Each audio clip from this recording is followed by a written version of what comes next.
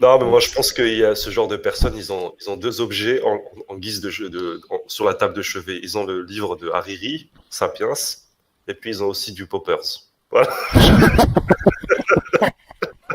Я не понимаю, я не понимаю, без тебя я каждый день теперь скучаю. Я не понимаю, мы с тобой, но я совсем тебя не знаю. Я не понимаю, без тебя я каждый день теперь скучаю. Я не понимаю, мы с тобой, но я совсем тебя не знаю.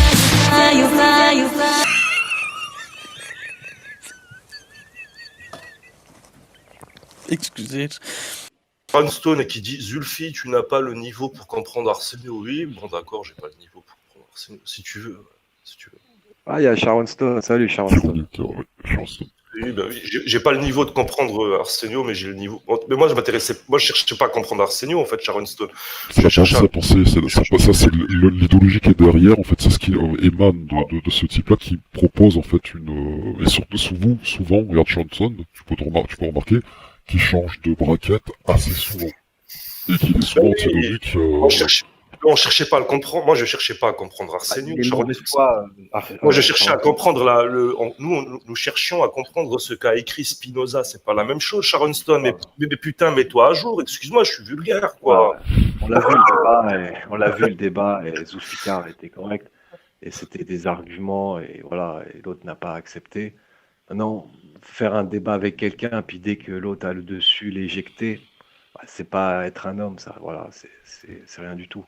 Donc c'est sûr que c'est plus facile d'avoir Aziz ou Fabien ou Kiev à ses côtés que voilà.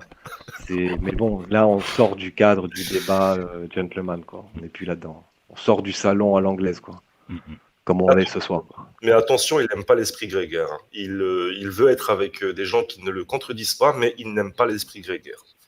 C'est quand même assez.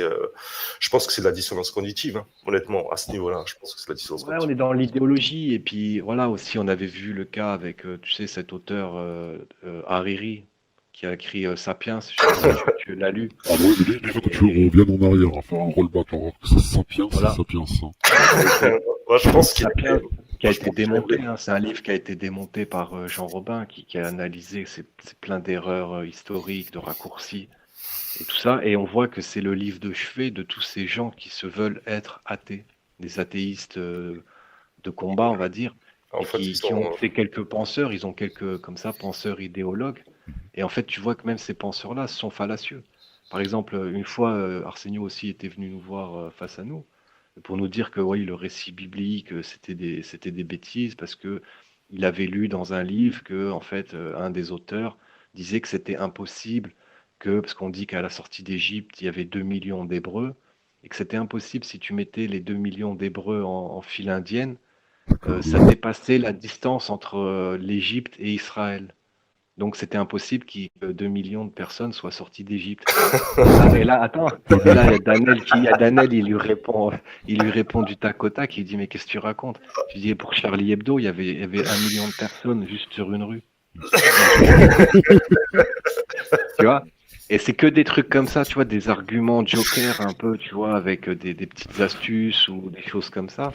Et ce sont apparemment ses références à lui. Non, mais moi je pense qu'il y a ce genre de personnes, ils ont deux objets en guise sur la table de chevet. Ils ont le livre de Hariri, Sapiens, et puis ils ont aussi du Poppers. Voilà.